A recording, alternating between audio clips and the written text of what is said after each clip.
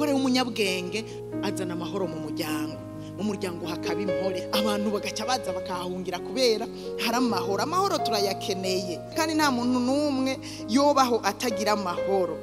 Hanyuma ayo mahoro nayo aca kwega n'umunezero mu rugo, bakabaho banezerewe. Nta kintu kiryoshe nk'icyo. Hari abantu batanezerwa mu miryango, ugasanga umuntu atashe ahubwo nimba yamya natwenga no ku kazi yashika mu muryango ugasanga arasutuye umuntu agafurutira. Urazi cyari kidukwiye hajya dutashe abataha n'amamodoka wururutse imodoka wategeza kuyururuka utwenga ugasohoka unezerewe, naho woba wari uvuye ku kazi urushe. Ku kazi ushobora kuba wasanzeho ibintu birusha. Umugore w'umunyabwenge arirengagiza bimwe byose yiriwemwo biruhisha, yashika muhira agatwengera basanze muhira. Abantu baza guhwera ntibanaramukanye. Hari imiryango abantu bavyuka ntibaramukanye. Uwo mwari muryamanye by'ukuri mubonye mwikanguye ntumuramutse biba byakugoye. Erega buryo wari gusanga yagiye. Je nkunda no kuvuga ngo twe dufise n'indiramukanye itagoye, uca umubwira uti Yesu ashimwe, waraye neza. Sawa ugaca wiruka muri dushe mugabo wamuramukije. Waca muri dushe ataravyuka wagaruka ugasanga yinyagaje. Yesu ashimwe, utanavugije ugwamo rurerure hanyuma akagusubiza. Dufise n'indamukanye iryoshe bamuramukanya. Mwari muzi yuko ijya ndamukanyo ariyo ikuraho ikintu cy'amasaha menshi mwari mumaze mutavuga.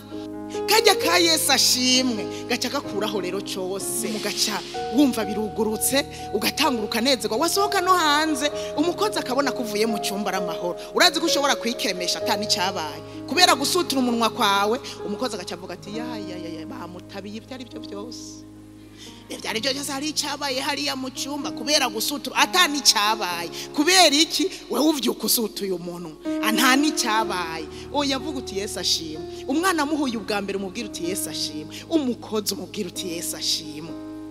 Mwaraye amahoro, hanyuma akakwishura ukabandanya. Hari gihe rero nawe kubera nyene abamenyereye nawe agaca kubaza ati wara ni neza cyane, ugaca mubandanya ubwo n'urugo rw'umunyabwenge ariko araramukanya.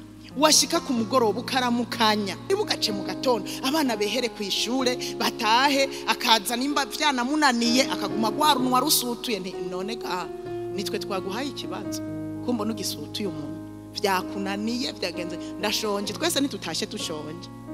Ramukanya ahubwo niho bica binahera. Mu nzu y'umugore w'umunyabwenge n'ukuri habakuramukanya. Ibyo biragaragaza ko abantu babaye amahoro.